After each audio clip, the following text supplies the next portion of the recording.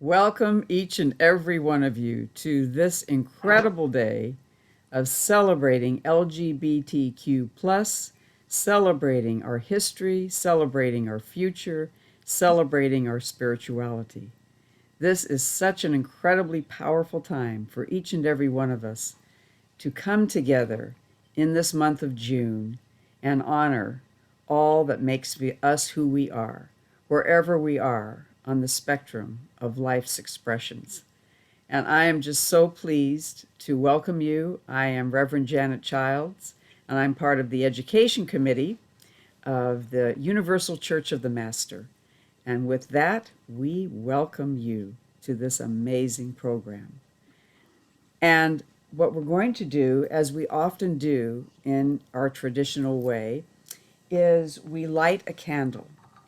And the candle lighting is simply the symbol that we are all the light for and with each other, that we are all the light that can bring healing, bring strength, bring courage, bring joy, and bring humanity to each other. And as we explore the different expressions of who and what we can be, as we are in that moment of that expression, I just found this wonderful origami paper, and this is an origami crane, which symbolizes universal peace and joy and happiness. And it's made up of rainbow hearts, and I don't know if you can quite see it, but it's just special for today as we are all on that spectrum of the rainbow. And so, in the lighting of this candle, I would like to invite you to take a nice deep breath and stretch your body. Just allow your body to stretch. Allow your neck to stretch. You may have been on Zoom for a long time. You may have been, at work, or you may just be coming off of a busy schedule. And we just invite you to take a nice deep breath and get settled in. Listen to your body, be in touch with your body, and honor where your body is and just any sensations. And let us just put our hand on our heart and thank our body for being the container of the joy, the container of the peace, the container of our energy of light that moves us forward. And so let us just thank our body. Thank you, wonderful body. And as the symbol of light is that universal symbol, we light, we light, we light this candle. And what I'd love to do is invite one of you, if you would be willing to make us an intention for this evening of sharing, exploration, interaction on this incredible topic of LGBTQ plus, how we can be that spirituality, how we can be that unity together. So I'm just going to invite anyone that wishes to, and I would normally give you the candle if we were in person, but since I've got the candle in the candle lighter, I'm going to invite you to make a wish for us today. So I invite anyone who would like to unmute and make us a wish.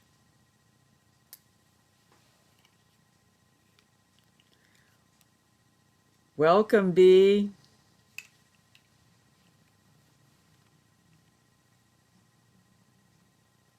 Welcome, Christine. Welcome, welcome. So who would like to make us a wish?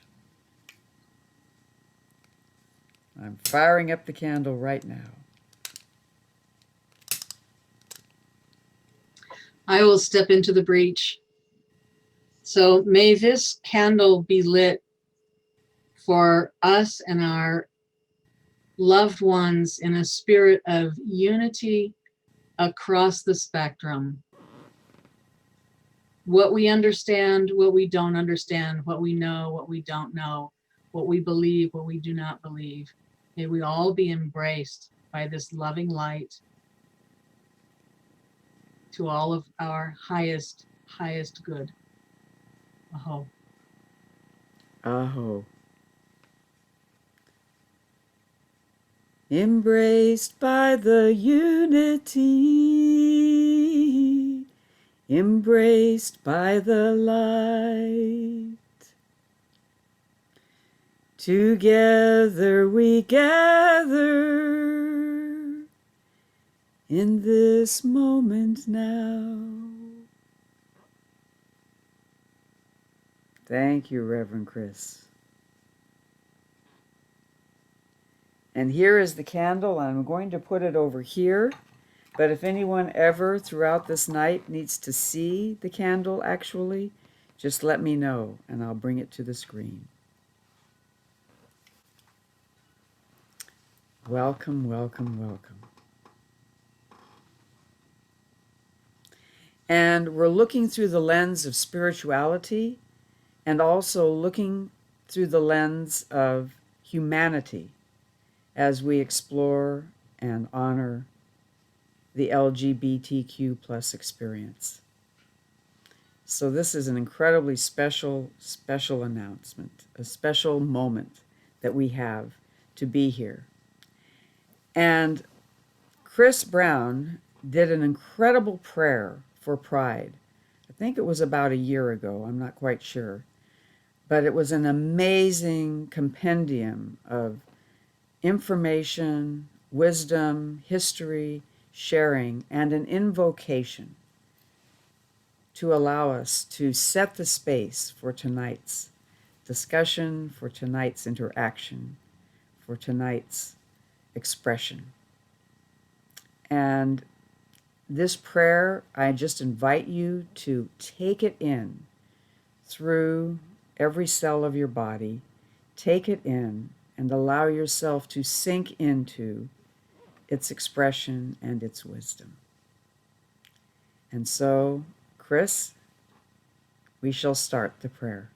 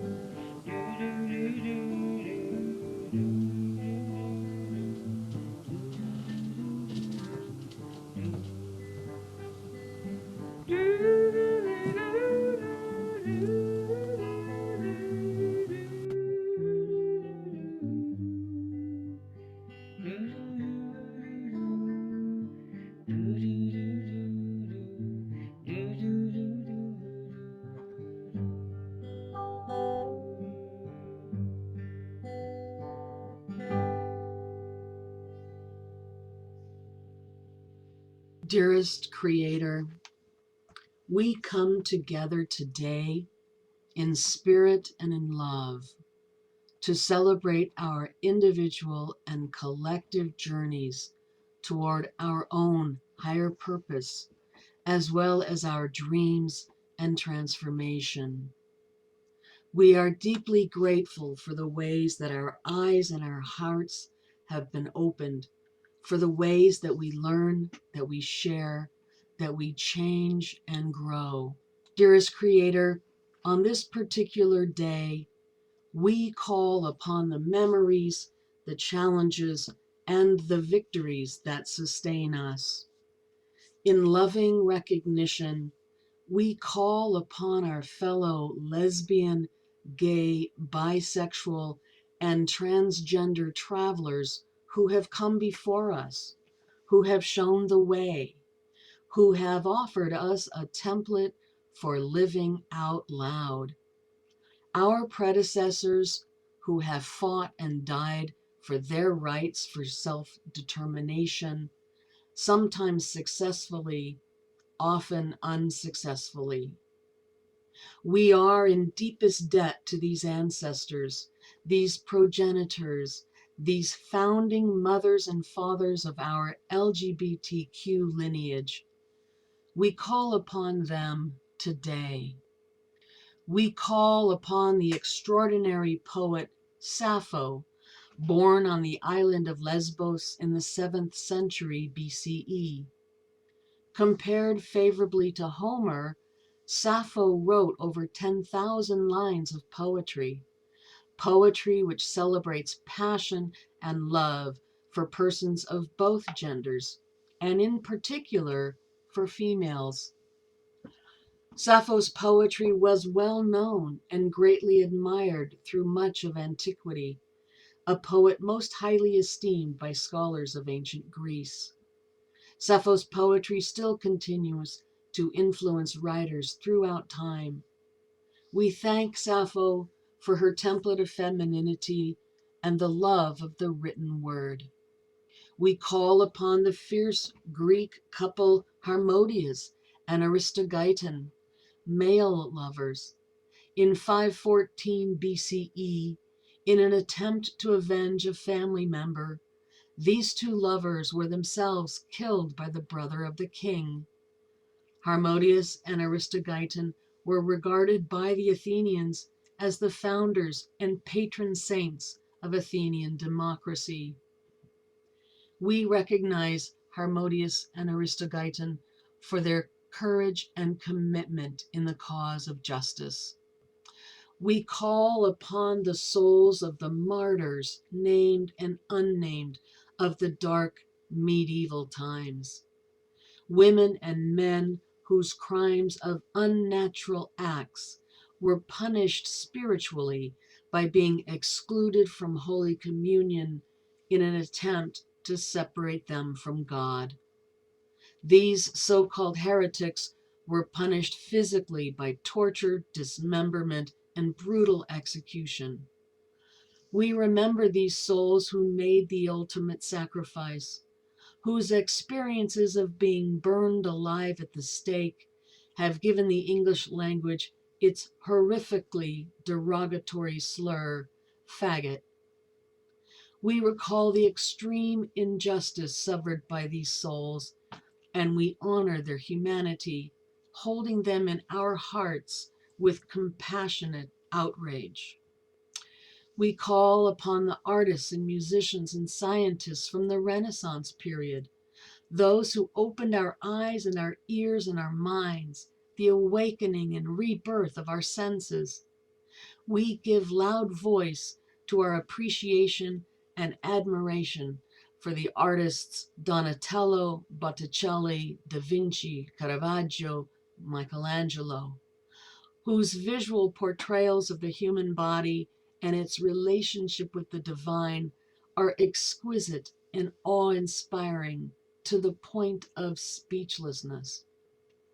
We call upon the steadfast courage and determination of the cross-dressing women of France and Holland in the 16th century, who disguised themselves as weavers and vintners and stable hands, working as manual laborers and resolute in their commitment to escape poverty and the prospects of prostitution. They made a bearable life out of the grim conditions of their time. We remember Elena de Céspedes of Spain, a freed slave who lived for more than 20 years as a man, working as a soldier, a tailor, and a surgeon, and who actually married a woman. These cross-dressing women were denounced for their decisions to live as the opposite sex, and many were exiled from their homeland, left to perish alone and far away. We stand in admiration of the ingenuity of these women of disguise who chose a lifetime of concealment of their female identity in order to maintain sovereignty over their own bodies, their circumstances, and their lives. We call upon the French painter Rosa Bonheur, who was raised in a French utopian Christian socialist movement that advocated equality for women and prophesied the coming of a female messiah. The most famous female painter of the 19th century, Rosa was permitted by the French police to wear men's trousers so she could sketch at such male-dominated places as horse fairs and slaughterhouses. Never arrested for wearing men's clothes, she was, however, once arrested in female attire when a woman thought she was a man pretending to be a woman. Rosa had 2 female companions in her lifetime, spending 50 years living with her childhood sweetheart. Rosa rewrote major Catholic prayers to be able to worship the androgynous Christ. We salute the achievements of Rosa Bonheur, who successfully integrated her internal spiritual life with her external physical life and shared both with the world to acclaim. We call upon the victims of the Criminal Law Amendment Act of 1855, when gay sex behind closed doors was specifically made a criminal offense. This law led, most notoriously, to the imprisonment in 1896 of the playwright Oscar Wilde. Also enacted was the Vagrancy Act of 1898, designed to fight persistent soliciting by female prostitutes. But the police preferred to use it against men flirting with men instead. During this same time, the terms lesbian and sapphic came into use for female relationships. These female relationships were also due to be criminalized in the 1885 legislation until, allegedly, Queen Victoria declared such relationships impossible, whereupon the clause was omitted and sex between 2 women was technically not illegal. We affirm our rejection of the criminalization of consensual same-sex male relationships and the marginalization and dismissal of female same-sex relationships. We call upon the Victorian forerunners of marriage equality, the women who entered the innovative so-called Boston marriages in the 18th and 19th centuries. Boston marriages were long-term cohabiting relationships between 2 unmarried women, often well-educated or academic, who found themselves gravitating to each other for support in an often disapproving, sexist, and sometimes hostile society. Until the 1920s, these arrangements were widely regarded as natural and respectable.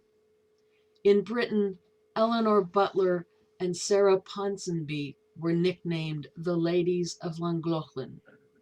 In the US, Catherine Lee Bates was a professor of poetry and the author of the words to America the Beautiful, while her companion, Catherine Ellis Coleman, was an economic historian who is credited with writing the first industrial history of the United States.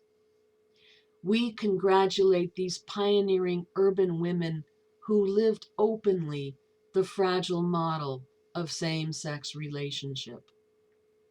We call upon the brave gay soldiers of the First World War, whose romantic liaisons could not survive public scrutiny, designated spies, deemed unpatriotic, and commonly sent to prison.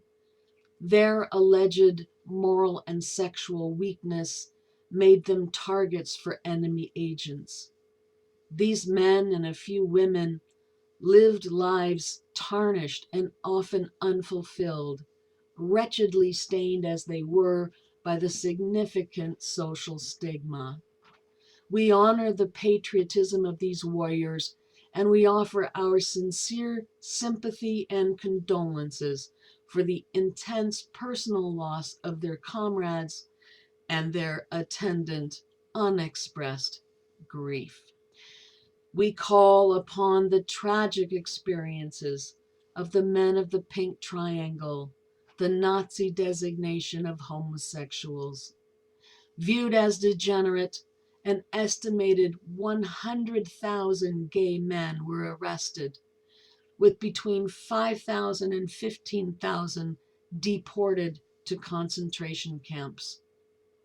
In the same way that Jews were forced to identify themselves with yellow stars, gay men in concentration camps were denoted with a large pink triangle.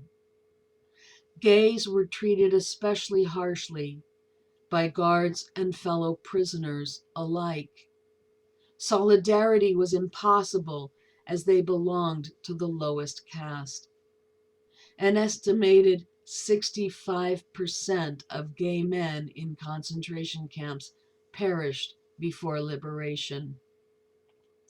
Even after World War II, both East and West Germany upheld their country's anti-gay laws, and many gays who had been imprisoned under Hitler in 1940 remained incarcerated in Germany for decades more until the 1970s.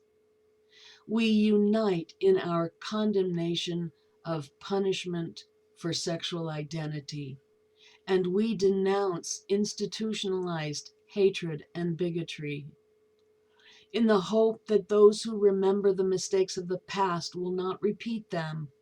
We assert our unwavering pledge that we will honor their lives and their memories by doing everything in our power to ensure that no such shadow darkens our world ever again.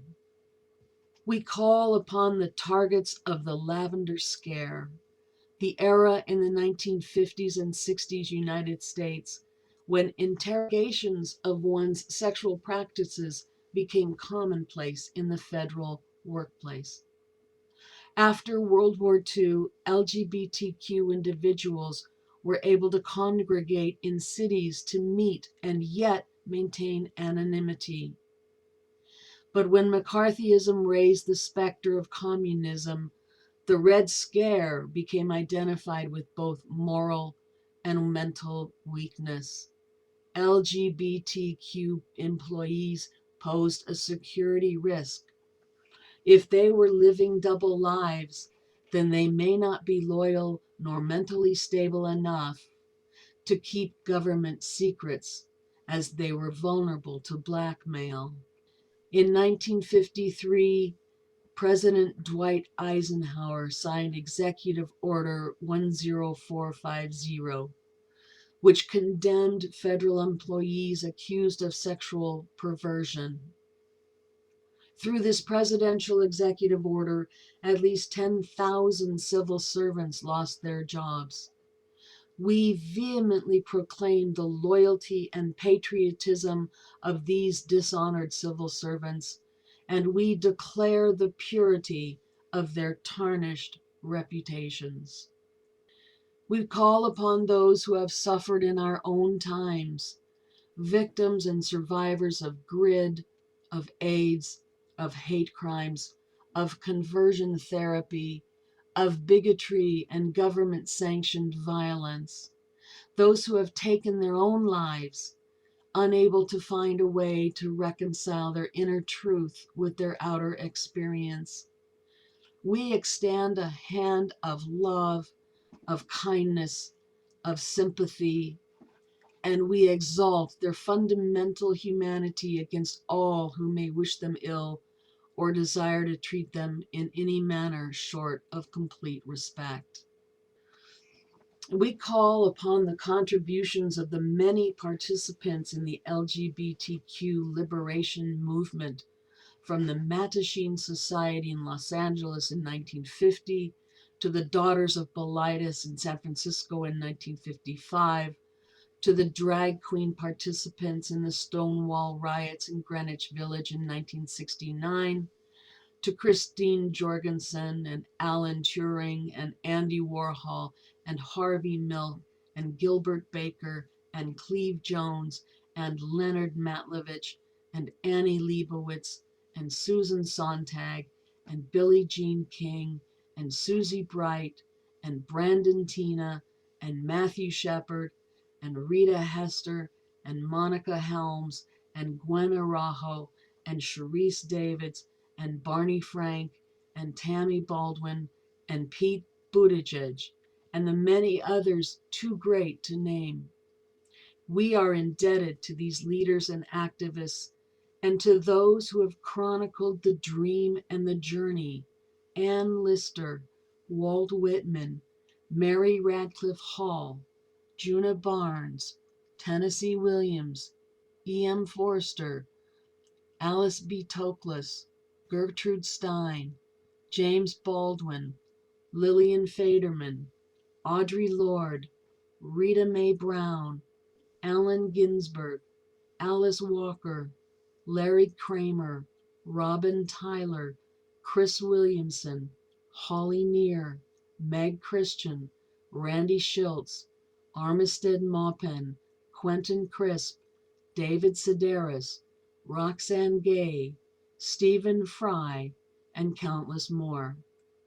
Our triumphs today sit squarely on their broad and vulnerable shoulders, as they have become our lodestars, willingly and surprisingly and reluctantly and tragically alike.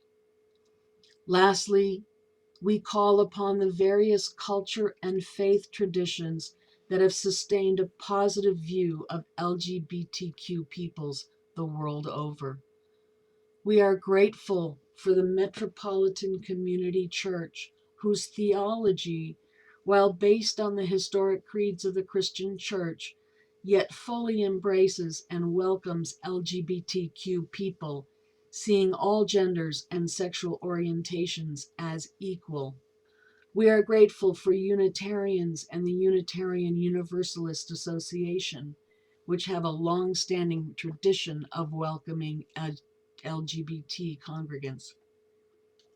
We are grateful to Reform Judaism for their commitment to social justice and their participation at the forefront of the fight for equality. We are grateful for the recognition of the Two-Spirit in Native American experience, where the individual is recognized early in life and raised in a suitable traditional manner, learning from the elders the customs, spirituality, and social duties fulfilled by these select members in the community. We are grateful for the model in Polynesian cultures of the Mahu, third gender persons with traditional spiritual and social roles within the culture. The Mahu teach the balance of female and male throughout creation and perform the roles of goddesses in hula dances that took place in temples that were off limits to women. We are grateful for Wiccans, who are often welcoming of LGBTQ people. Viewing sex in a positive light without guilt, Wicca has been able to actively celebrate gay relationships. We are grateful for PFLAG, Parents and Friends of Lesbians and Gays, for their decades of work with parents and families and schools and communities and government to effect change so that LGBTQ people who are marginalized, especially by their families, can feel safe and equal in their communities. We are grateful to those who participate in GSA, the Gay Straight Alliance, a student-led organization thriving in middle schools and high schools, as well as colleges and universities throughout the country. GSA groups seek to provide a safe and supportive environment for LGBTQ children, teenagers, and youth, as well as their cisgender heterosexual allies. We are grateful for the creation of the Wei Ming Temple of the Rabbit God in Taiwan, the world's only religious shrine for gay people. About 9,000 pilgrims visit the temple each year, praying for a suitable same-sex partner. And of course, we are grateful for the continuing existence and leadership of the Universal Church of the Master and the Center for Creative Living, which have for over a century for the former and several decades for the latter, welcomed our LGBTQ neighbors and friends with open doors, cheerful smiles, and loving hearts. These institutions have long been dedicated to providing a safe and inviting place to come and sit and breathe and explore in an accepting environment our LGBTQ lives, our identity, our relationships, our faith. So today, as we come together in worship to celebrate lesbian, gay, bisexual, and transgender pride, let us remember those who have come before us, their challenges, their victories, their defeats, and their aspirations. Let us pledge to honor their struggles, their sacrifices, their accomplishments, and their dreams as we progress forward with our own. Dearest Creator, we thank you for our LGBTQ brothers and sisters, for our loving and compassionate parents and friends, for our supportive teachers and accepting communities, for our open traditions and welcoming houses of worship. We thank you for our divinely given talents and for our discerning hearts. We commit to striving to become the best that we can be, informed by the history of those who have gone before and guided by a loving, compassionate, timeless, universal source. In the name of life, truth, love, soul, spirit, mind, and principle, we pray. Aho.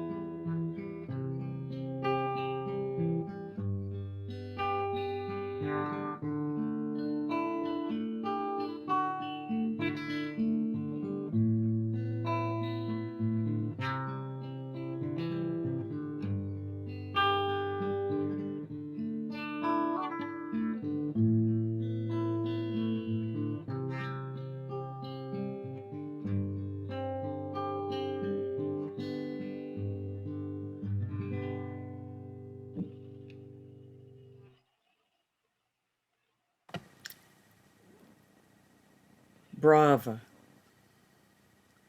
And let us all take a deep breath and just be with this for a moment.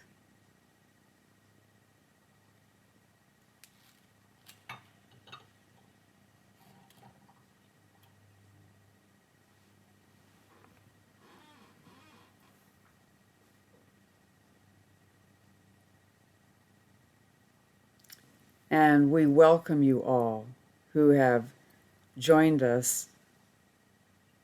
And thank you so much, Chris, for that incredible invocation.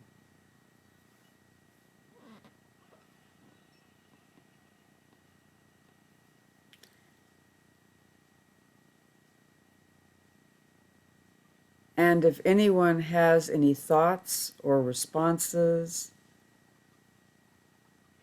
let us take a few moments and just acknowledge them now. What was it like to sit with this and be with this?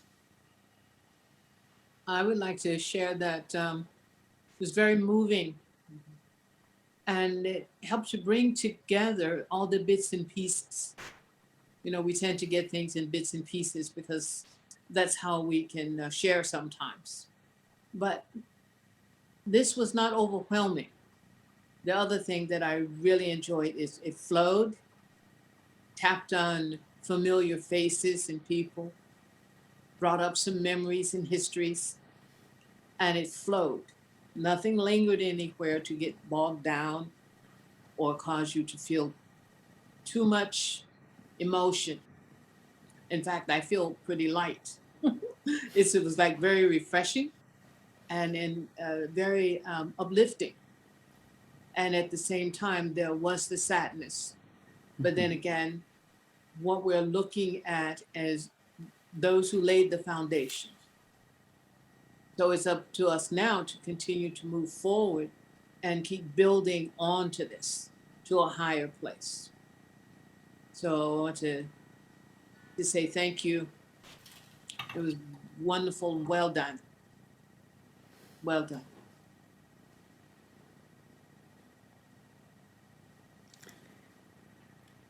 I absolutely agree. And one of the things that strikes me that just came to me so strongly is when we started the Center for Living with Dying over 45 years ago now, our first saying on our first stationery was a quote by James Baldwin. And it goes like this: not everything that is faced can be changed, but nothing can be changed until it is faced. And we were given permission by wonderful James Baldwin to use this quote on our stationery. And it just reminds me of just the power of being able to face this in a gentle way and in a weaving way. Anyone else? And welcome, Davina. We are so happy you are here. Welcome, welcome. Welcome, Gabrielle. It is so good to see you, Ms. Davina. Yay. Hi. So, but I just want to invite anyone else that would like to, share or. Well, I'll just say, I agree with what was said, and yeah, like as an invocation, it was an invocation, right? That flow while talking about some very painful things kind of puts you in that space, to acknowledge that as the history and be able to hold it perhaps in a healing way.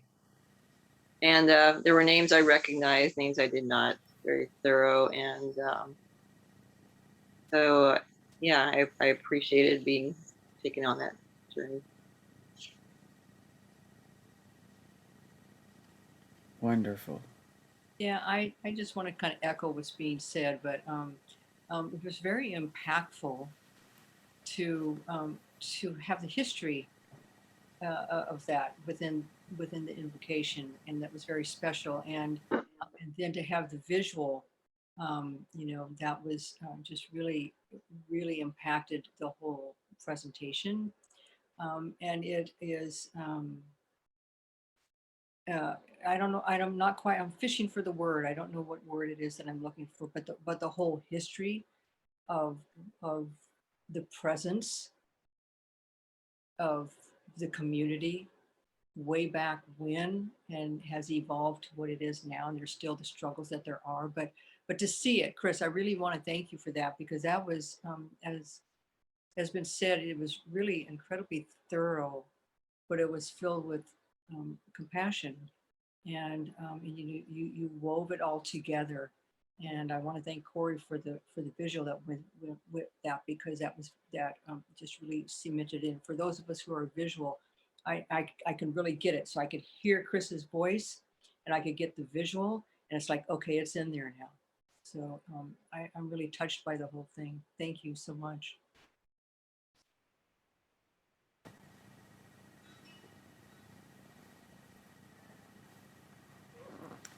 Absolutely. So we'll just continue to absorb it in the cells of our very bodies as we move forward.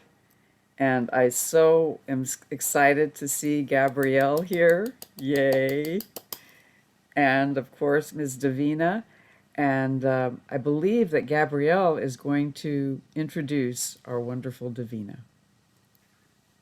So I have the pleasure. First of all, technically, Davina is a doctor in Asian Acupuncture and Chinese medicine. She studied Christian mysticism, Tibetan and Zen Buddhism, and studied Qigong and Tai Chi under masters in China and Malaysia, and became a Tai Chi and Qigong instructor herself. So that's the technical overview. But Davina knows so much about pre-patriarchal culture, and we're going to do a queer eye view of gods and goddesses, which we have to throw away now because that's too binary. When women's liberation happened, we went poo-hoo gods. We called everybody goddesses. Well, now we are far more radical. And you will hear from Davina that it's not like that at all. It's something completely different. So here you have the floor, Davina. How's that for an introduction? Yeah, well, that makes me really shy. Now I have to say something amazing, or I'll feel really bad. Yeah, so my name's Davina. I'm a transgender woman, she, her. And, like Gabrielle said, I've studied Asian medicine, and I've kind of my entry into things was a teacher who studied in Tibet, but read documents that led him to believe that they were describing the training of the person we know as Jesus by monks in India and Tibet. And so, kind of my foundation was this sort of synthesis between Christian ideas and Tibetan Buddhism. Since then, journeyed far and wide, and my most recent spiritual teacher has been a Qigong teacher in Malaysia who is said to be enlightened, whatever that means, and taught me a spontaneous Qigong, which is very trippy if you've never experienced it, but you just let go of your rational mind and kind of let your body tell you where it wants to move. And it's actually a very powerfully healing, and has also informed my acupuncture because I kind of just know where to put the needle, even if I don't necessarily understand why I'm compelled to put the needle there. Yeah, and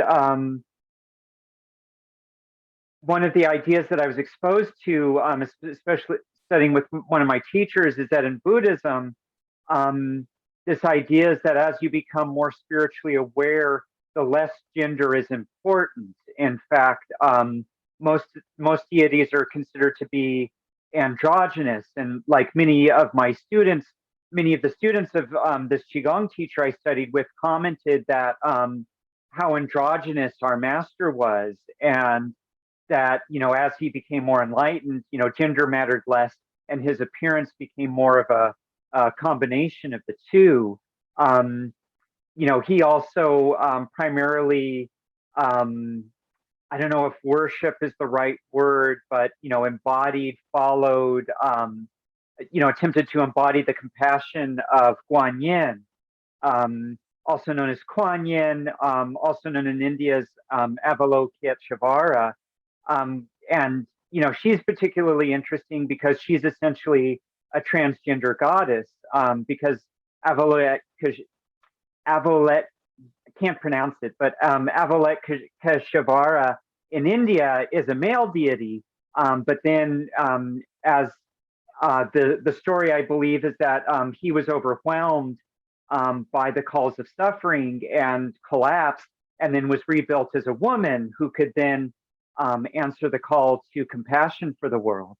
And so then in East Asia, she's a female deity, and is primarily seen as a female deity now. So kind of a transgender aspect to it. Then what Gabrielle was alluding to is I've recently been inspired primarily by the work of Riane Eisler. And from that base, I'm trying to build outwards from it. But scholars such as Riane Eisler and others are finding more and more evidence that our history didn't start 5,000 years ago with the patriarchal societies of the Sumerians and the Egyptians, that actually before that, and extending as much as 15,000 years into the past, we had organized civilized societies that lived in large cities and interconnecting societies that were essentially peaceful. In the substrata where these cities are found, like the most recent one, Göbekli Tepe, I'm terrible with pronunciation, I apologize, but it's nearly 15,000 years old. It shows evidence of a very extensive settlement, but what isn't being found are signs of war. There aren't city walls, there aren't storehouses of weapons, there aren't large tombs built to warlords or major kings or emperors. So these were thriving societies with large populations that were predominantly peaceful and yet existed for thousands of years. And one thing that's also that stands out about all of these societies is that they all seem to worship the goddess. Like, small Venus figurines are found throughout from the Middle East into Europe. And all of these societies seem to be, based in fertility, but also goddess worship. These societies were also primarily matrilinear, and she makes the distinction that they were not matriarchal because it's not that women dominated men the way that in patriarchy men dominate women, that it was rather than a dominator society, it was a partnership society. So although women were in charge, they cooperated and participated with men in society. And so, the family lineage came through the women, but it wasn't that, but men were full partners and participants within society. And one thing that she does a very good job of is documenting how that was lost to us, and how we seem to have this collective memory of this Garden of Eden or this Atlantis or this golden age that existed sometime in the past, but we can't quite, we're not really sure exactly what it is it's referring to. But it seems to be this peaceful partnership society that was then robbed from our memory. And the history, what histories existed of these societies were destroyed, and then the goddess myths were rewritten into a more patriarchal construct. So rather than man emerging from the womb of the goddess, instead we see in the Greek where Athena is taken from the skull bone of Zeus, and then Eve emerges from the rib of Adam, this creation that is completely contradictory and completely absent from our lived experience, where in our life every living thing emerges from the womb of a woman. And so this was a rewriting of these ancient myths to serve the patriarchal leaders who then took over. And, when these invaders took over, then we see, the large mound tombs for kings. Then we see things like, a wealthy priest and a wealthy warrior class that dominates over a poorer class. And, we see the divisions into classes and things like that. Whereas before, we don't see such, the leaders and the lead priestesses lived a slightly better life, but not much. They weren't that much bigger. They weren't living in luxurious palaces or temples. And so she equates that, equality amongst genders is very often related to economic equality, and how the unit of the family and how we treat the family then represents, makes its way into all of society. And, where in a dominator model, the husband dominating the rest of the family then makes its way into the rest of society. Whereas in these pre-patriarchal societies, where men and women were more equal and cooperative with each other, that this translated into the way society as a whole was run as well. And that peace in the family translated into peace in society.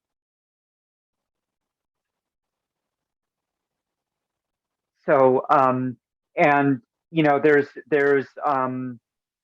evidence of that in China as well. I have seen Buddhism with a very patriarchal bent, but I also have seen other aspects of it where it is not. And there's also in Asia evidence that these similar goddess worshipping societies existed and predated what we know to be written history. There are pyramids in China, and nobody really knows who built them. And the Chinese government is very much interested in not finding out. But even then, there's still like little pieces of it that still show up where, the Chinese character for family name has the female radical, even though for all of recorded history, the family name went through the male lines. But there are still these whispers of this matrilinear past that weren't completely eradicated, despite the best efforts of the patriarchal tribes that took over. So this has become like my big aha. So I wouldn't consider myself an expert in this, but this is a light bulb went off in my mind where a lot of things about myself started to make sense. And so this is where I'm reading more, and this is where my passion is, and this is where I'm learning more about. I think, one thing that was also very interesting is that strict gender roles is definitely an aspect of patriarchy, because in order to justify men in a dominating role, there has to be a clear line between what's men and what's women, who dominates who. And there's substantial evidence of more gender fluidity in these goddess societies. So, for example, the Sumerian temples to Inanna were actually entirely populated by intersex, non-binary, and gender fluid priestesses. And that wasn't a big deal, that these gender non-conforming people were elevated to being the shaman of the society, and were not stigmatized or isolated as we've seen in the last 1,000 years. Wow. So exactly. I can keep. It's like, let's take a deep breath on that, can we, Ms. Davina, for just a moment?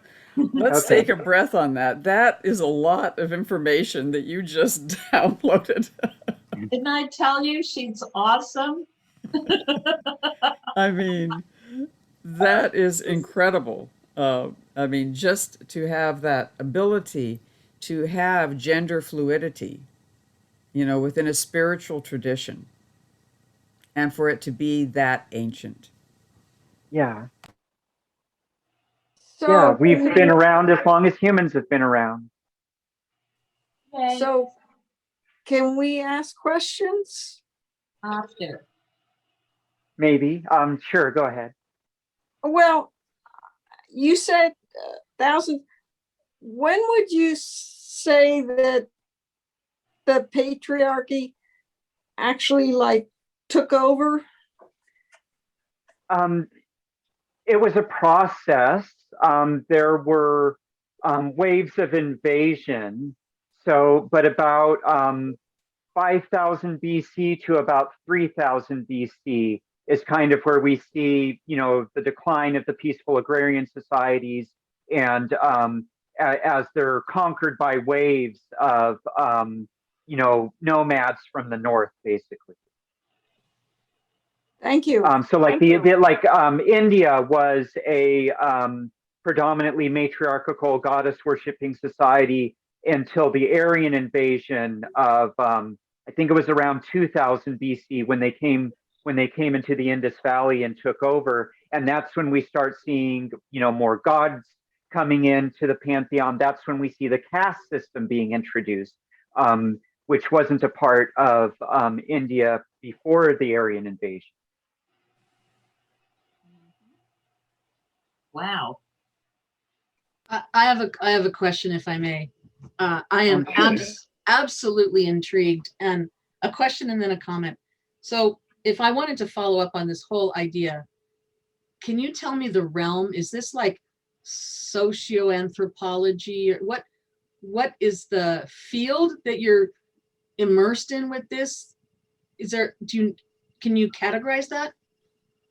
Yeah, that's a good question. I mean, the first, what I would turn you to is Riane Eisler and her flagship book, The Chalice and the Blade, and then read her sources, and get in her society and read some of that, because that's where I started. I read her and then I read her sources. Got it. Okay. I wanted to add a piece. I study to a small degree Native American tradition, and something that they tell us, those who tell us about the traditions, something they've said is that if you were to go to a powwow, you would see only men on the drum, and we're talking anywhere from 5 to 6 to 7 men on the drum, and the drum is the heartbeat. This is the direct portal to the divine. And it's men on it. And what they tell me is that it used to be women, because women hold the heartbeat, they hold the womb, the things that you were talking about. But the men took it over because they needed assistance with that heartbeat. The women have the heartbeat, and the men took the drum so that they could learn and they could hold that heartbeat. And something that women have naturally. And it's an interesting thing, because the other thing that's happening is that you see more and more women's groups taking back some of the drumming. But something that feels feminine, started out as being feminine, was relegated to the masculine, and potentially in that very patriarchal way that you're talking about, because otherwise they don't have it. Just really a surprising anecdote. Yeah, that makes sense, and it's interesting. I mean, if you believe in like energetic epochs, then there is some evidence, because there does seem to be like a light switch that went off where society was matrilinear for thousands of years, and then kind of in a very short period it just switched back. And in some areas there are these waves of invasions of patriarchal nomads from the north, that we see in like Eurasia and even in China and India. But then like in a lot of the North American and South American societies, we see something similar without these invasion waves. And so, maybe there was like just this sort of this change in energy that then worked its way into to societies across the globe. And I like to think that now it's switching the other way, and we're contributing to, it's not a light switch where everything will change tomorrow, but these waves will permeate throughout society and change things, not into something new and unheard of, but more back to the way things were. So could it be said that it was kind of like the 100 monkey? They talk about culture or things changing, and it's like one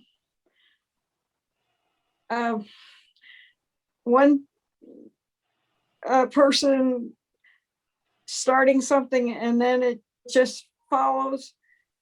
Could it be said that that's how the patriarchy came about, or just was it just that they felt they had to conquer? I mean, if you do see things as energy, it's very possible that it was something like that just like as this spread and became more dominant, that it kind of, permeated into the zeitgeist in like the 100th monkey type of way. And maybe that's why societies that were not connected to, the invasions of the tribes from the north still had this change at about the same time. That's very possible. But what's really interesting is they found the reason the patriarchal societies spread is because they failed. The matrilineal societies were very good about managing their resources in a sustainable way, and so they didn't need to invade other places to get more resources. But the nomadic tribes kept overgrazing their land, and so they kept having to move elsewhere because they were destroying their own resource base. So they had to go somewhere else to get more resources. Like now we're trying to go into outer space looking for another planet. Yeah.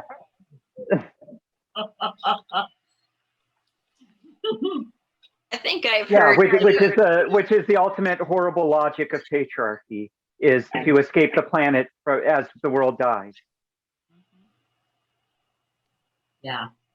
Yeah, I think I've heard somewhere too that this is like the era like of women or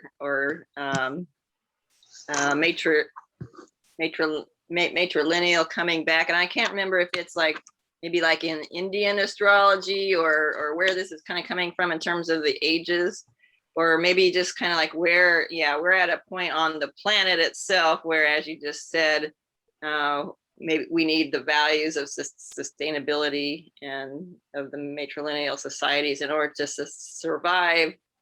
And then so it's kind of interesting, what went out, we've got young people like Greta Thunberg kind of out there. But at the same time, it's like maybe it was about like a year or two ago, somebody like Jeff Bezos kind of coming out and saying, well, it's kind of like looking like we're destroying the planet. So I'm going to invest in, these like, satellite things that'll kind of like hang out in outer space, and be able to grow plants up there. And, so it's like, what do you see as being able, kind of, I don't know if it's the word winning, again, that's sort of like a patriarchal concept, but what do you see as like being able to kind of emerge? Yeah, I mean, we are heading collectively towards self-destruction with, the environmental damage that's happening. And,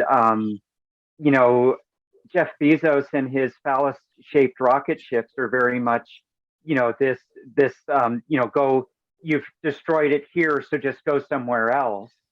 But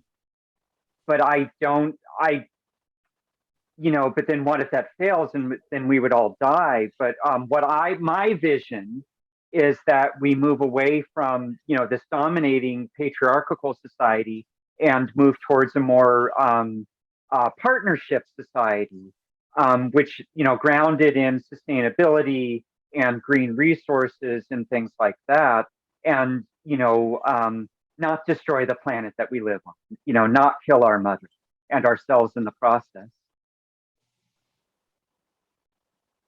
But at the same time, I still think we have choice.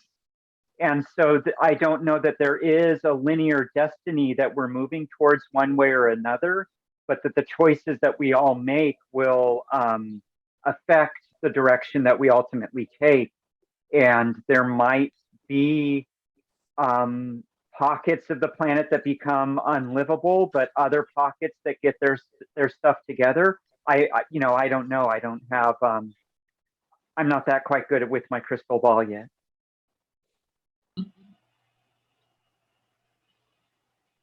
I heard something today, if I might share. We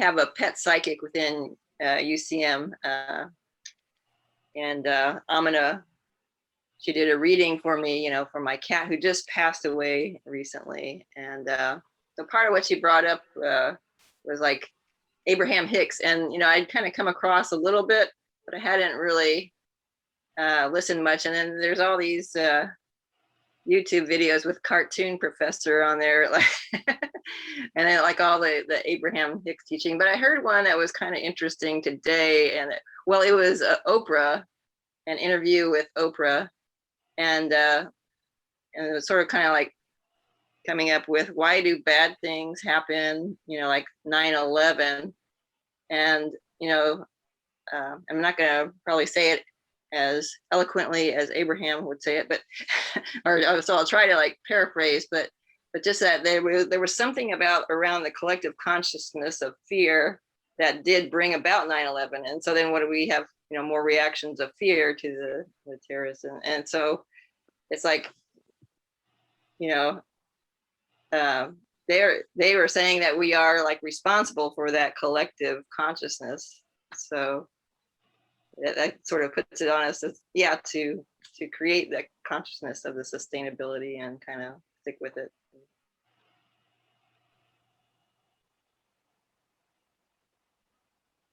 Yeah, and each choice that we make, and the feeling that goes with that choice, does create this resonance. And what we put out is what we bring back.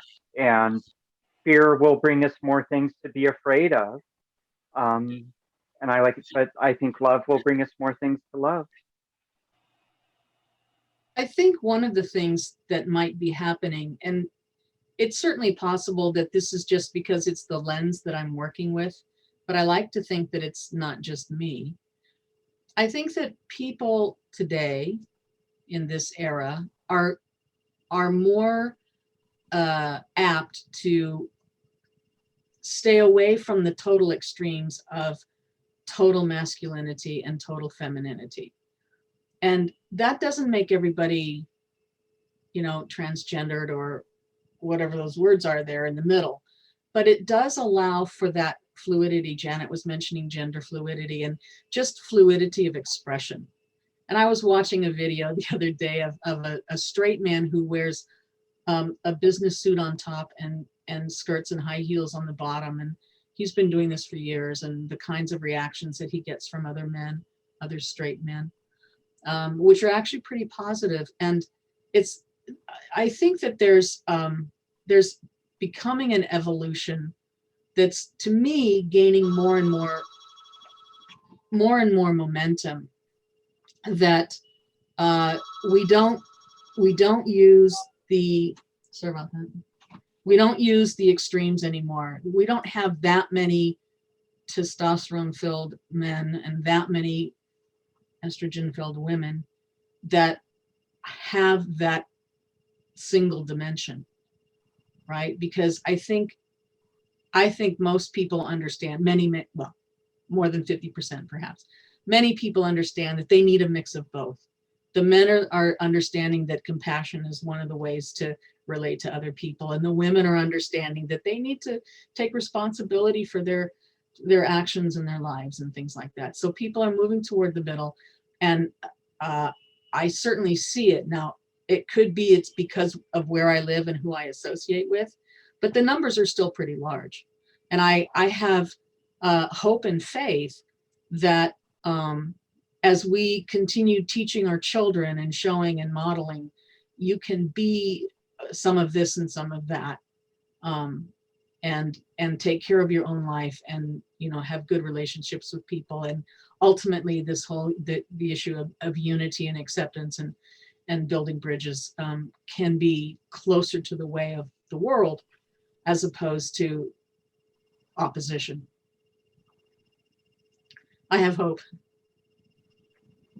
Actually, can I ask a question? It is the number of non-binary, I think that's the correct term, growing? Are there more people? It seems to me there are in the younger generation. They really don't want to be classified as one gender, but I don't know what the statistics are. From what we've seen, like at the Bill Wilson Center and, different counseling opportunities I've had, it feels like the younger generation is being more expressive of that. I don't think that it's more happening. I think we've created hopefully some safe places where that could be expressed. In other words, they've always been there, but they didn't feel safe. Yeah. Or they didn't have words or language to understand their experience. And, now that things are opening up and it's safe for them to do so, then they're discovering this part of themselves. And had to wear the costume of being a woman or a man. Yeah. Seems that there's been an evolution at the high school where I work too. We've always had a gay straight alliance, and I think people generally, I think it sort of goes in waves. It's a large public school where they're dealing with the bullying, but I do see that they are expressing more about different genders and non-binary, and the teachers. I work in the library. Definitely like the young adult literature, getting more LGBTQ young adult literature in the library too. And I've seen that kind of blossom, and from the publishers. So that's kind of blossoming over the last few years. Becky Albertalli, different authors, Jeff Zettner. But the English teachers do tell me that it's showing up in their papers too. They're talking more about it. Yeah. That sounds really refreshing. It sounds it's like really hopeful. Yeah, it is.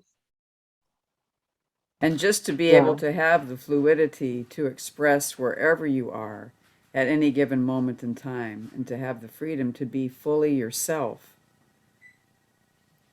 rather than a role prescribed by society. I know as myself, I remember in my teens wondering about, I like the tailored look, but there wasn't this idea of gender identity. It more or less was just open that we didn't have the openness of the fluidity. I didn't feel that it was really an option.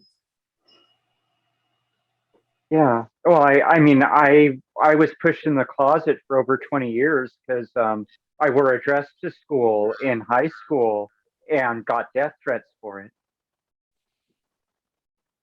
Wow, let's light a light on that one. Ms. Davina. Thank you. Absolutely. And I mean, I want to just take a moment and acknowledge that hard road. That was incredibly and is incredibly hard. And just know that we go back to that young Davina and we stand with her. We stand with her. Yeah, thank you.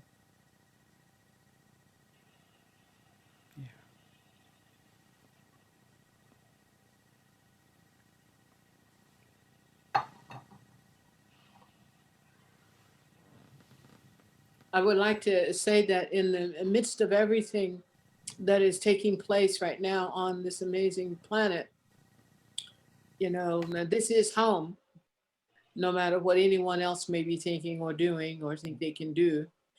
This planet will heal itself if we stop seeking to dominate. And what brings that about, in my estimation, is there needs to be a greater light of consciousness, that there must be the constant speaking out that change comes. Even when we look at a small place, if you look at a small place where you don't go back and cut it down again and kill everything, you leave it alone for a year or two, you go back and it's beautiful. It's absolutely beautiful. And so you can do that with a small place with an acre or two or 10 acres or 20. What can you do with 50 acres or 100 or 1,000,000? And by leaving it alone for 5 to 10 years, things will regrow. It will regenerate itself.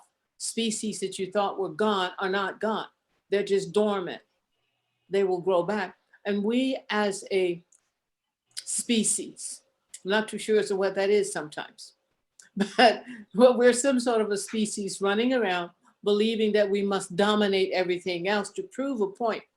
And that, I believe, comes out of the whole thing of war, of the whole thing of the feminine losing position through the masculine seeking to prove something.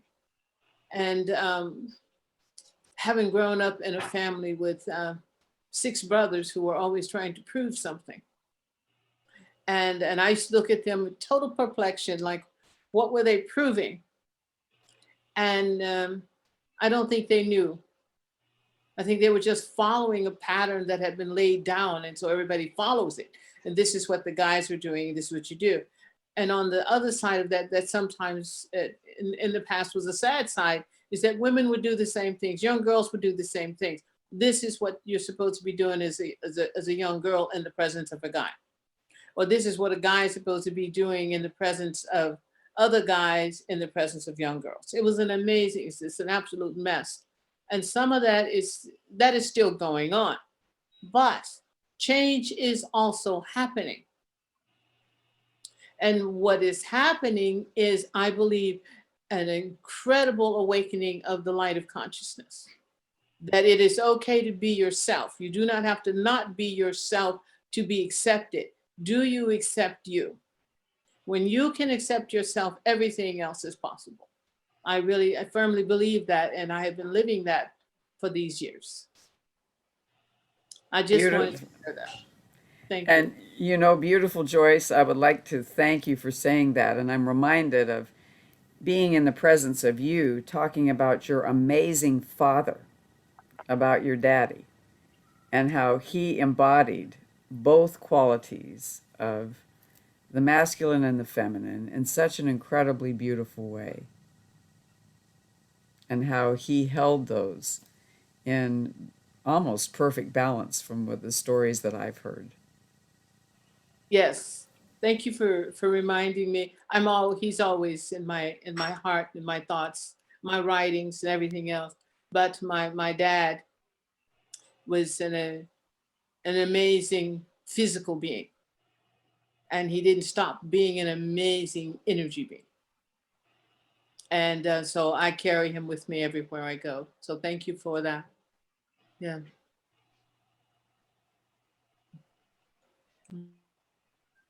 All right, this is amazing. And I'm wondering if we are ready to move on to Gabrielle. Is that an okay place. And Davina is a hard act to follow. Well, I said you should have gone first.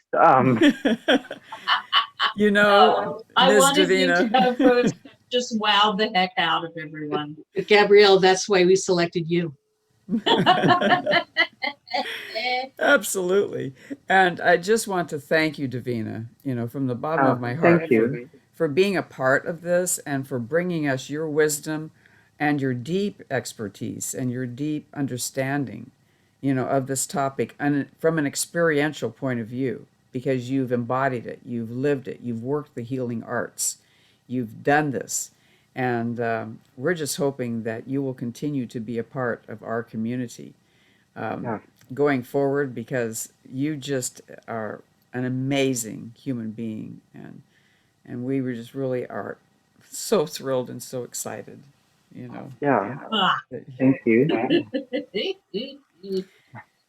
And our wonderful Gabrielle needs no introduction, but I will say this. I think she's been an activist since the age of 3. And I'm not going to even say how old she is. I thought I was older. I thought she was younger and cuter than I am, but we're pretty much on the same age. And what Gabrielle brings to our community in Santa Clara County is incredibly special. She brings that wisdom, that incredible wisdom, from the Billy DeFrank Center, our LGBTQ plus center here in San Jose. And she has been an advocate for so many people in our community in so many ways, in innumerable ways. So if we speak about, as Chris was saying earlier, living out loud, Gabrielle entices us, invites us by her example, to be all that we can be for ourselves and for the community. And she's definitely one of my personal heroes. And I'm so privileged, Gabrielle, that you're joining us today. And we had to have you at the end because you're going to take us out. Davina, come back. Don't disappear. Don't come back. Come back, Oh. Davina. Yeah. There you go. Please come back. I'm here and I'm listening. I just didn't want you to see me drinking water. Oh, I don't care. yeah, that's Well, you pretty. saw me This one drinking just- water. Oh, look. Yeah. Yeah. How wonderful. I have I one have- too. Yeah, Okay. I have her at my computer. It's ironic. Yeah, But I just have to say, I have her that was given to me by a firefighter friend of mine who gave me Kuan Yin. And he had gotten it on a trip. He had gone to China. And he said, Janet, I didn't bring you Buddha. I brought you Kuan Yin. And he's amazing. He's a wonderful firefighter who just died a couple of months ago. So I honor Mr. Tony, So thank you for bringing that up, Gabrielle. And thank you, Davina. So, what I want to start with is, yes, there is the awakening of spirit more and more and more, but there's also a bigger shadow of the patriarchy. And I was really reminded of that. I've been reconnecting with my best friend from high school, and she's in Australia. And we've been Zooming, and she said that it has become a global phenomenon. Australia has a right-wing prime minister who is ravaging the countryside, doesn't care about the environment. And you know how we had those fires? You know that the Aboriginal people have taken care of the land for goodness knows how long. They know how to deal with bushfires so it doesn't destroy the land. And the government refuses to hire them to help them combat the bushfires. Individuals have hired them, they're very smart, so they have saved their homes, but they have not saved the natural habitat of the koalas. And so they lost a lot of their habitat. And now the Prime Minister is allowing people to take down the trees for logging, and the koalas may end up being an extinct creature in Australia. And that is what I call the shadow of patriarchy. And it seems these people don't care about the environment. We had a president, you know, who loved Korea's leader and Russia, all over the place, even England. I mean, it just is really interesting. So the awakening of spirit must be so threatening that it is emboldening itself everywhere. And so I've been trying to muster up everything I have learned all my life. As a tiny child, I knew I was non-binary. My mother tried to dress me in fluffy pink tutu ballerina clothing, and I didn't like it. And I fought her, and she said, "Are you a tomboy?" And I went, "No, I'm not." And she wanted to know what I was.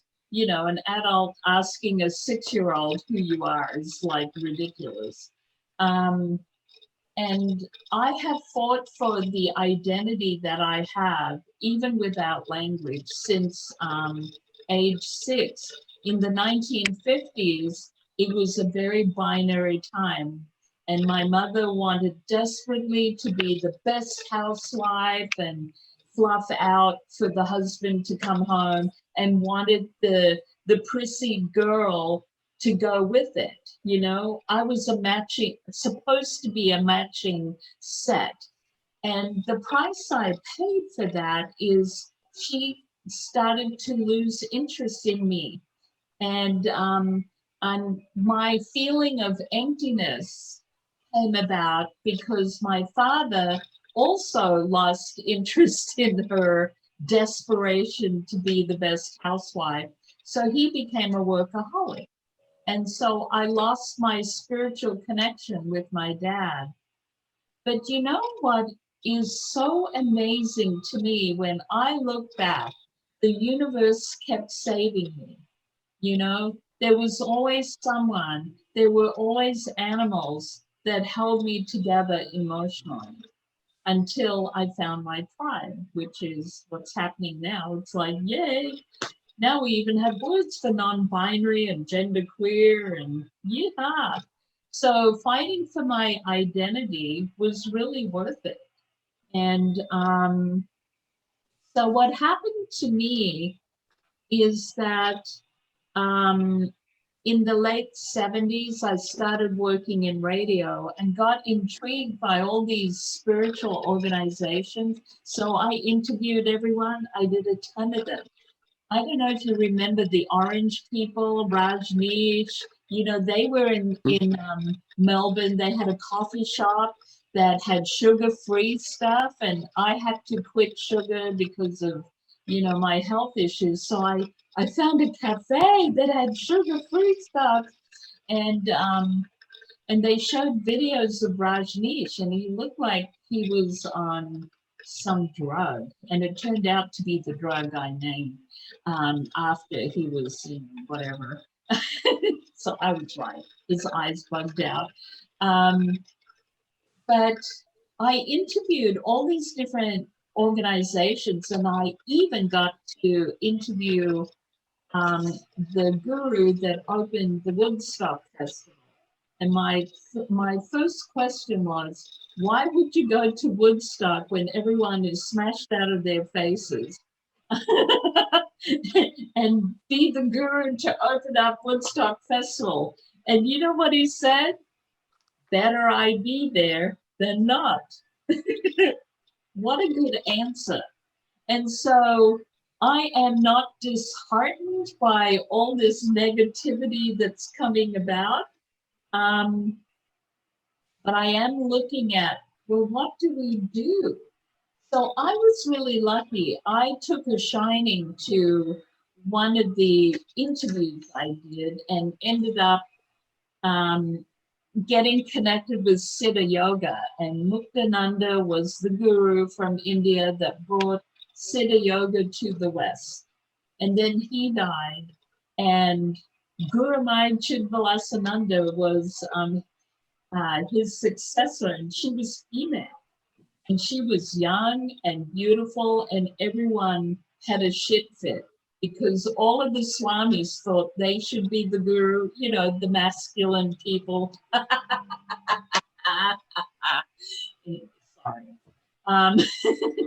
You know how, I don't know, some people think, well, that should have been me, you know? I mean, the gall of some of these people, and I knew some of these swamis, I'm going, you think you could be a guru? Oh, absolutely, a woman can't do it. Anyway, she totally intrigued me because she was peaceful among that storm. You know, Australia is very misogynist. And so when I watched all of that craziness and she just carried on as the guru. And I remember she had a little patio where she was staying, and she was pacing up and down out the back. And I climbed the fence and said, "Are you okay?" You know, trying to treat her like a human. And she said, "That is so sweet. Thank you so much." And I said to her, "You know, Australian men are pigs." And she just laughed. And I said, "The swamis just think too much of themselves. You are the guru. You were picked by Muktananda, so what the heck?" And she did say that she would never come back to Australia. And that freaked me out. So I ended up going to America so I could find her. But what happened is she told me to come to India, to her ashram. And I went, okay. So off I went. And then I was only going to be there a month, but a war broke out. So I ended up being there 3 months. And I was really happy because I was not ready to leave. Because what happened to me was being in a different culture. You know, I grew up with Yugoslavian parents. So I knew a European culture. And as a child, I had gone to Europe and with a different language and a different culture. But going to India was very different. And what I found was very interesting. It's very patriarchal. And I saw the caste system in action. But what Davina was saying, there were remnants, like there are women's temples in India that no man is allowed in. And that's where the non-binary, lesbianic, women who can't stand men anymore because they've had it, go there and live their life out happily. So it's very interesting, remnants of the old order of peace and love. And when I went into their temple, there was not really a hierarchy, you know, everyone was creating what Davina was saying, a sustainable environment. And that really struck me, where everyone was supporting each other. And, you know, we had to, the Siddha Yoga tradition is a Hindu tradition. And I'm actually wondering if that's the tradition that Jesus actually went to, because a lot of the Hindu philosophy is very similar to remnants of what Christianity says. You know? So anyway, that sort of just triggered my thoughts. But we had to had to sing the Bhagavad Gita, and it's all male, you know. So I started writing in the book. I turned every he to a she, and every him to a her. And then I gave it to our guru. And, you know, it's defacing like the Bible, but who cared? Because what happened is everyone was all uptight about me doing it. But when I gave it to her, she put it to her heart. And she knew what I had done. And what I realized is, you know, the big mistake we could make going from patriarchy to a better order is not to go 180 and be the same. You know, I don't want to go and blow up every male oriented, you know, um, corporation, church, and then think that we've conquered them. But at the same time, how do we keep the monsters out of our space? That is the question that I came back from India. You know, I kept asking, where am I? So what do we do? How do you create peace in a war-driven world? You know, because most of the great examples get assassinated and blown up, you know. What motivation is there to do any of this? And she said, the more you work in your little world on that, the more you will discover. You will end up knowing more than I do. I'm only in India and I travel around. That's what she said. And that I will discover that the more I concentrate on that. And it's so interesting to me when I kept going to Bombay, I was treated really well, and I didn't understand it because they warned us that Western women would be sexually harassed and beaten up and all of that. And so I asked her, so why do I have such a great experience? And she said that in India, the eccentric are seen as touched by the gods. And I went, really? In India, I'm touched by the gods, and back in Australia, I'm a freak? And she said, well, how do you want to see yourself? That's your choice. And I'm going, ruh-roh. So I did a typical Gabrielle thing. I said, I'll be touched by the gods, and walked off. But that never left me, you know. It's hard not to be affected by your environment. And so what I am coming to, this whole thing of we have to have boundaries around our space, to hold space for ourselves. I'll never forget when 40 of you came to the Billy DeFrank Center to cleanse out the building. There was somebody outside holding space. You know, as we created vulnerability inside the building, there was somebody out there holding space. That was their job. And I'll never forget that. And that's what I would say is we have to, when we're in our vulnerable times, like when we have our services on Sundays,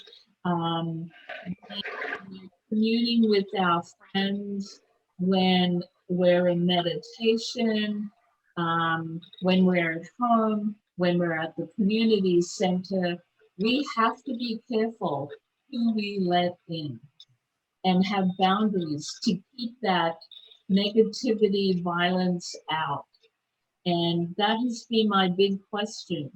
How do I keep Billy DeFrank Center safe from the emboldened haters? Because I am not deluded that flinging the doors open and letting them all in is a good idea.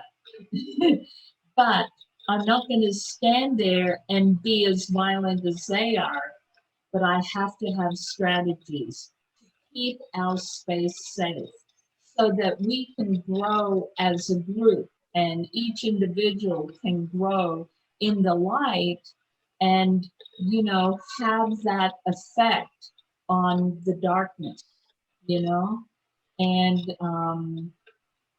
just being who I am is not enough. Just being a role model is not enough. There's got to be a protection factor. And, you know, when you look at all good spiritual paths, they all have a protection factor.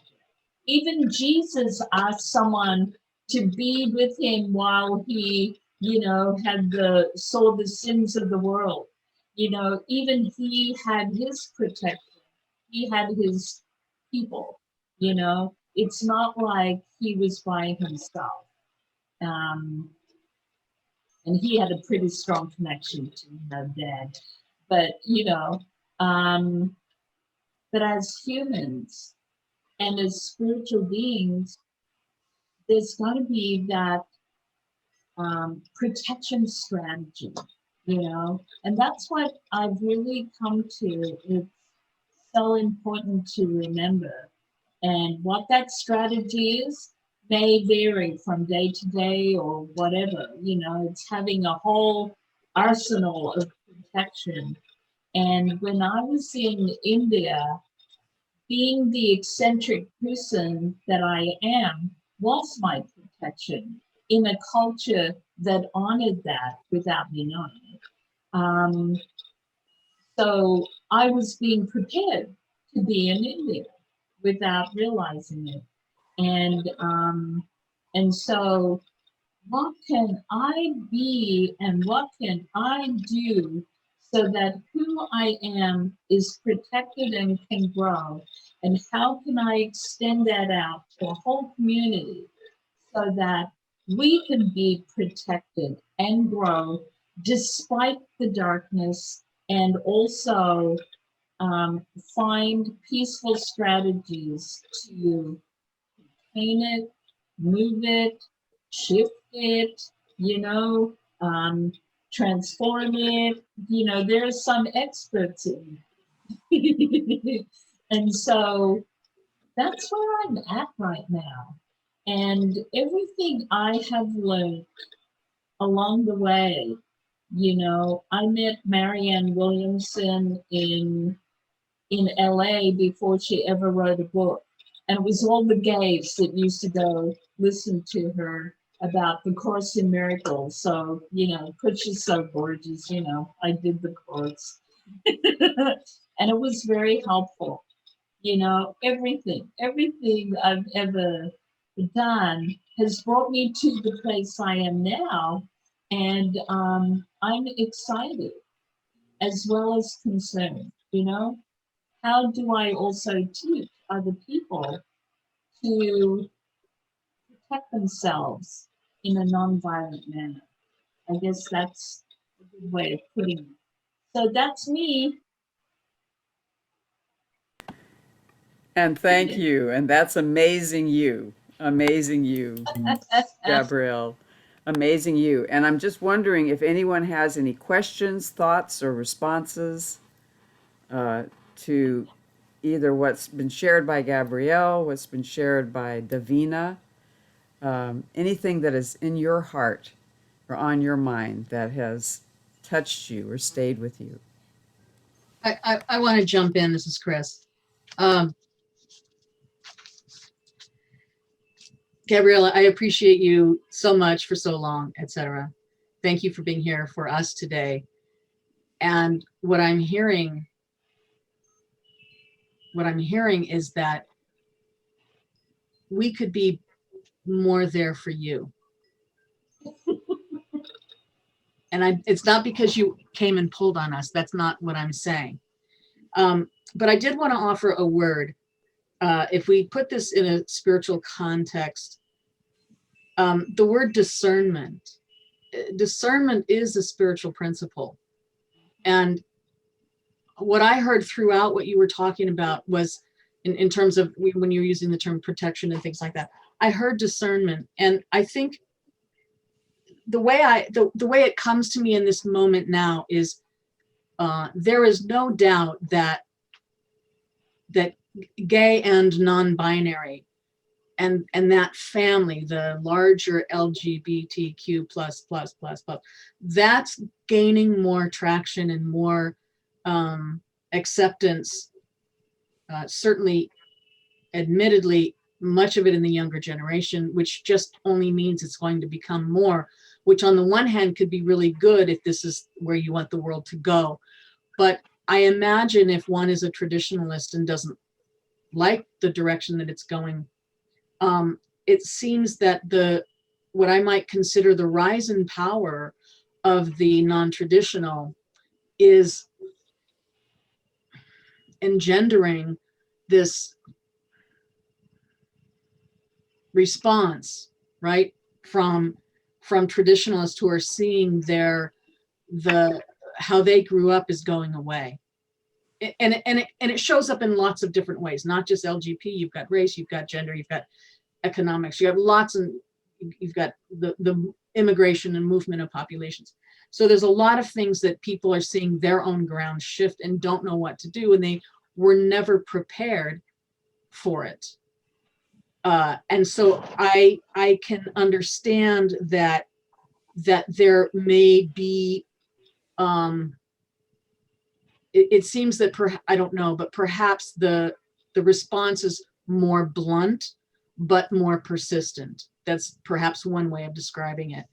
And so what I'm hearing is, in the same way that over the last year, I've gone from a commitment to be non-racist to a commitment to be anti-racist, and I've watched how that has unfolded for me. I feel like there's a way to step up. And I don't usually walk around with a pride flag behind me, but there's something about, well, just maybe that pride flag ought to be a little bit more visible. And are there ways that I can show up a little bit better for my community? Can I move from being non-discriminatory to anti-discriminatory? That shift, and I don't know if that's exactly what you're talking about, but it's what happened for me. That was how the cellular response comes to me.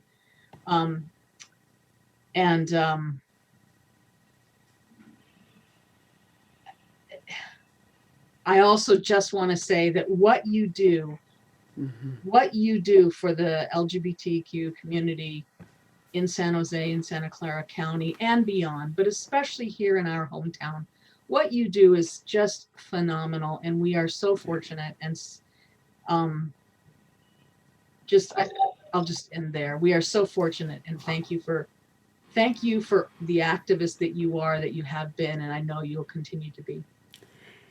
And I would just like to add to that, and James brought up a very important point. Technology is changing everything, and just saw that in the chat.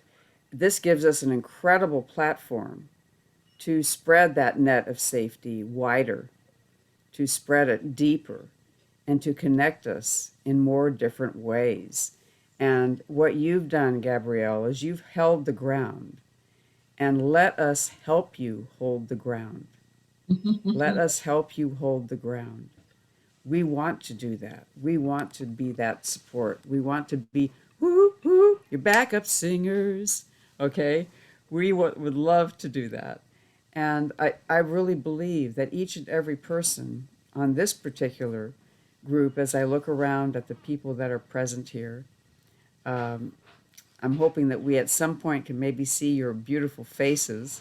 I'm looking at B and looking at other folks. because it is so amazing, my friends. There's Christine. I love it. Is that we can create a rooted system. So, like Gabrielle is one of our big roots of our tree of justice. She's a huge root for us. She's a taproot, right? And we can be that for and with each other. With every action that we do, either by ourselves individually or in community. I'm looking at Kathleen. Kathleen, who is an incredible teacher, with our young people. She is teaching our future generations. She is making it possible. I'm looking at Corky and Dottie. They're coming to the Billy DeFrank Center. Yay! CCL, Center for Creative Living, is coming to Billy DeFrank Center. Yeah. And as Janet? I look at Joyce and Patty, they are bringing it wherever they go and all of the work that they do. And there's Janet. B. There's B. Yay. B has brought it through her writing and through her incredible ability to express.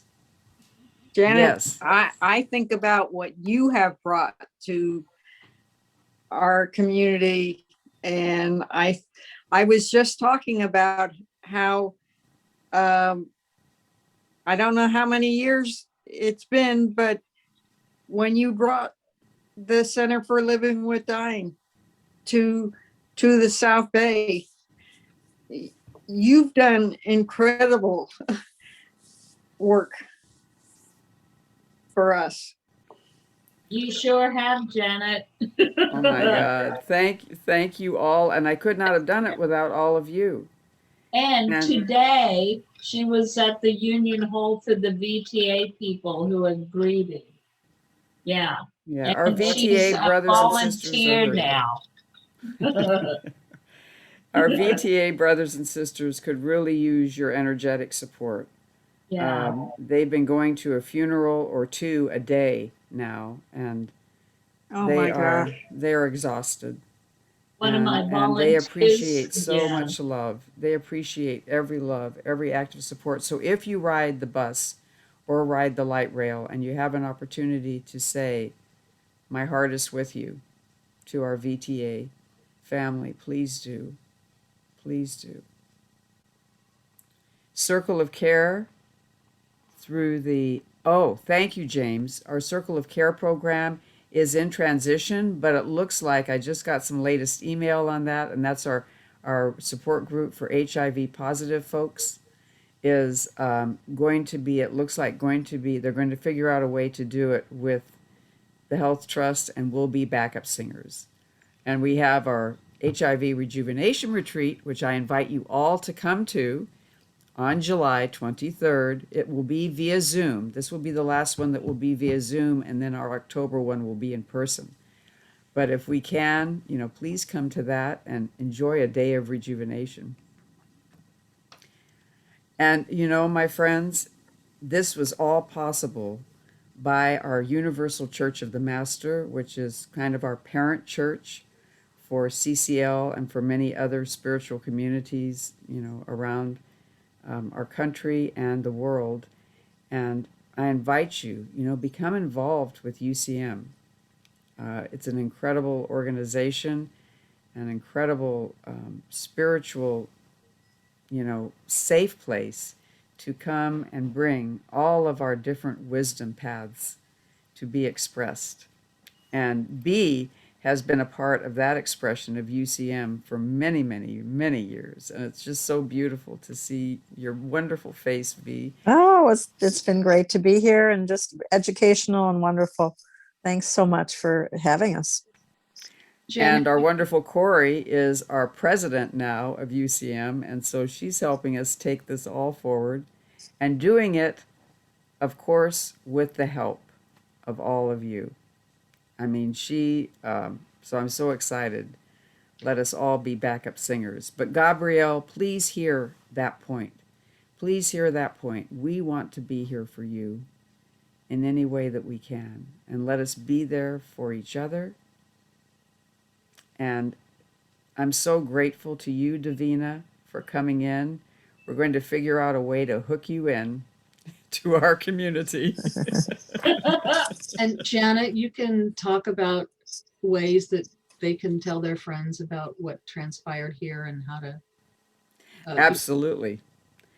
And what Chris is talking about is that we have monthly educational programs, which we are expanding. Like I said, I'm a part of the education committee. Chris is also on the education committee, and we have other people as well. And we are inviting these workshops. They're now being held by Zoom, on Zoom once a month on the second Tuesday of the month. And we have upcoming programs, and you can go to u-c-m.org, and that will give you the upcoming schedule of events that we have upcoming. And what we're planning on doing is expanding that educational program to include other workshops and more in-depth explorations of what we bring to you on Tuesday nights. So I encourage you, if you would like to contribute to UCM, we would certainly love that. We are a 501c3 and wanting to bring this spiritual awakening and spiritual awareness to our world and to reach everyone, especially those that are isolated and looking for a spiritual community to be in. And also, this is being recorded and will Yes. be available to share. You can look at as it. broadly as frequently and as broadly as you'd like to do that. So Absolutely. for the Hold time on. being, it's going to be on Zoom always. For the time being, we Do you- may change it. Go ahead, Corey. It takes me about a week to edit the video, so it'll be posted to the UCM YouTube site, so that we can get it up. But I do need to go through and edit things, so it won't be there tomorrow. Thank you for letting us know. But it will be available. Once it's on the website, it will be available. Yeah. Thank you. Yes. Oh, Corey, you mean you're not that wonderful person that can do it like overnight? She could, but she doesn't want to. Oh, yeah. She is so jammed up with so many things. Yeah. Yeah. But, you Being know, president, she must be a very busy person. yeah. And so, my friends, thank you all. And we want to leave you with this, and that is be gentle with yourself. Take this in and put it as a mantle of strength and support and comfort around you. Know that you are not alone. Please join us. Next month, we're going to have Sean Imler, who comes from many traditions, and he's going to talk about sacred men's spirituality, I believe, and bring us all that new awareness. And please join us. Join us for all that you can, and let us be a community together. And we want to thank, from the bottom of our hearts, Chris Brown, Davina, Gabrielle. Thank you for an incredible evening. Thank you, thank you. And be sure to do something bad and decadent for yourself before the day is through. I have brownies in the kitchen. Wonderful. Yeah, I have cookies Wonderful, wonderful. Sounds good to me. and I have a cupcake. I'm loving it. I have a cupcake too. Yay, Oh, gluten-free. Way to go. I want to thank you, and I'm looking forward to next month. Mhm. Yes, it should be very interesting. Absolutely. Yeah, thank you so Thank much. you all. Thank you. Insightful. Be very Thank gentle you with very much. yourself. Good night. Thanks. Wonderful. to Remember see you. your homework. Yay! Love and healings to us all. Whoops. Yes. Healing to us all. Thank you. Thank you. Thanks, Chris. Thank you. Oh my God. So Davina, don't go. Janet is the most amazing person. You have to Oh. look up